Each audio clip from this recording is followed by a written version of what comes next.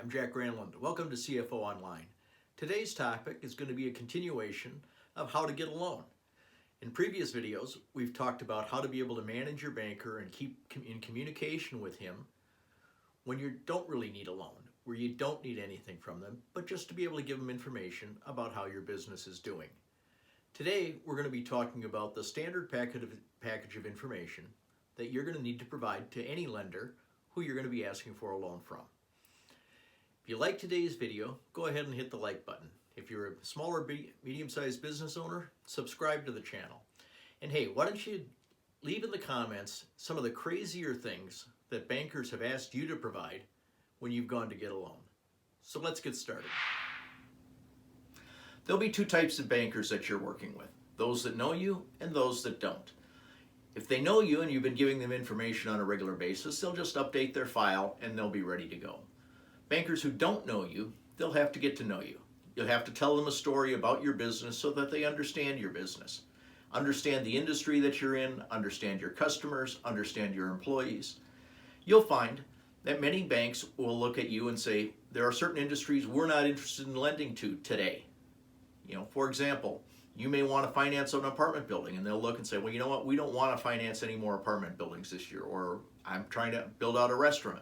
So we've filled up our book on restaurants this year. We don't want to do any more.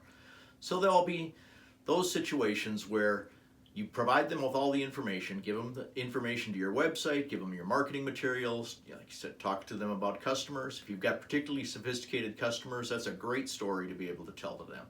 So now they have sort of the background that they need on your business to be able to understand if it's a business they're interested in, and they can tell that story to their managers.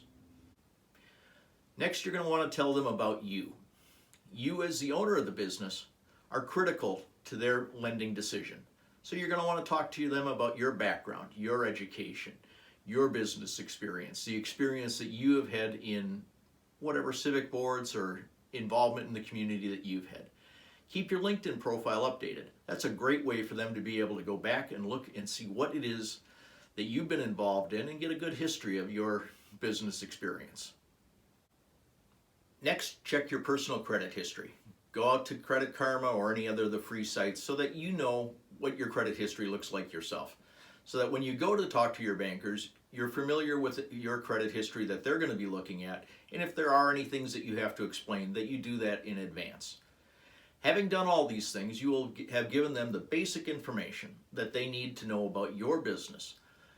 Know what industry you're in, know what your key customers are, who your key employees are, a little bit about your background, be aware of your credit information.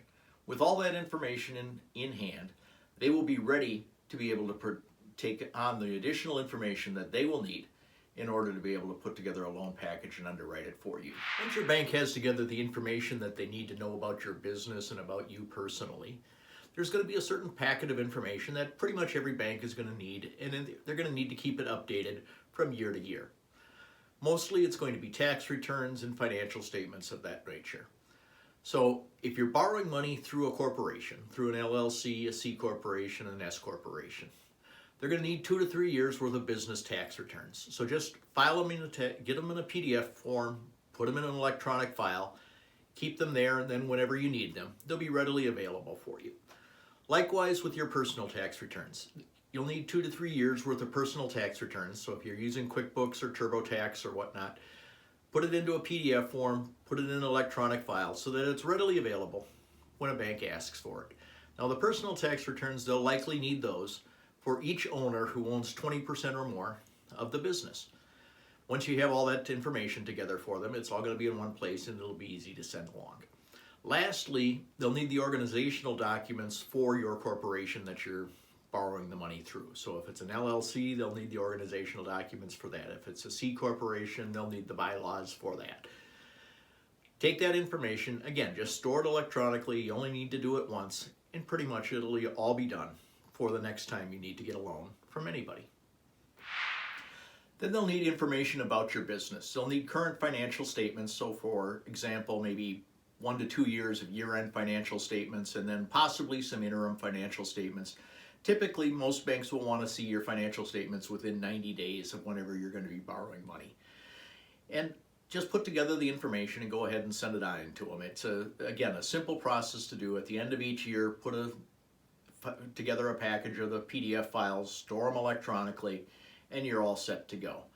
Lastly, there's going to potentially be a range of information that a bank's going to need that's going to be very specific to that bank.